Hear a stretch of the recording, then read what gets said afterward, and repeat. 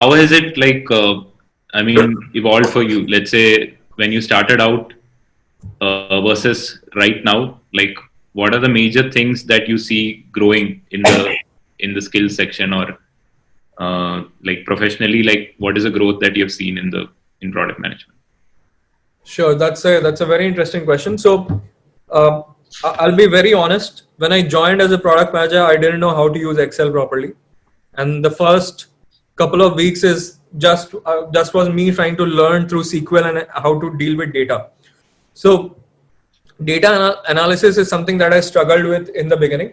I had to spend a lot of sleepless nights going through SQL tutorials, going through Excel tutorials, so that I can find the data that I'm looking for. That was also helpful that Zoomcar didn't have a lot of analysts at that point of time, so product managers were expected to get their own data. So that is something that was very difficult for me initially. But yes, over the time I got very comfortable with data, and that just came with the virtue of using more and more data every day. The second thing was I had some experience of working with design when I was in college. So I just did a bit of graphic designing, but I didn't have a lot of understanding of UI and UX. And the only understanding of UI and UX comes through reading a bit about it and talking to users. I think like the product that you are building for, whom you are building for, just talk to them. People are very happy to talk to at most of the times, and you'll get a lot of understanding from that. So data analysis and UX and UI was something that I fumbled with in the beginning. And over the time, I learned about how software development process works, and that was on-job training. So these were some of the things that were difficult initially, but I think I'm much more comfortable now. One thing that definitely grows with time is the confidence that you have when talking to people. Is that initially, you as a product manager, you are expected to rally like 20-25 people to a solution.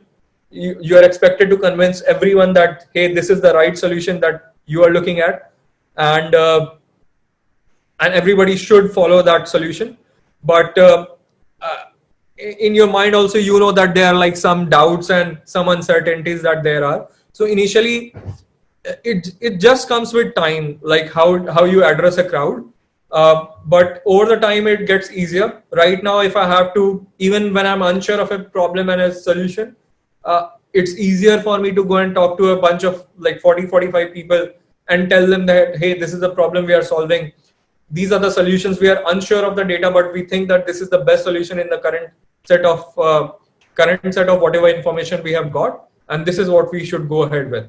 So you need that confidence part comes up over time, and that also comes up with experience, because frankly, every product that you are working is a new problem statement, and you are expected to come across things that you haven't thought of, and it's okay to just know about it's okay to not know about everything before launching a product, because after all, we are humans, we can't foresee everything. So as long as you're able to tell people that what you know and what you don't know, and you're able to communicate that clearly to your stakeholders, it should be fine. So over the time, I guess like software development skills, talking to people, stakeholder management is what grows with experience. Apart from that, it's the same day-to-day business. You write the same kind of PRDs. PRDs is product requirement document. It's the one important document that a product manager writes. So, and it's in the execution phase. So I can talk about more about it later. So yes, if you ask about what skills grow over time, it's talking to people and software development process, and how to handle data and use data to come across to use data to extract meaningful information from it. So that is something that you learn with time.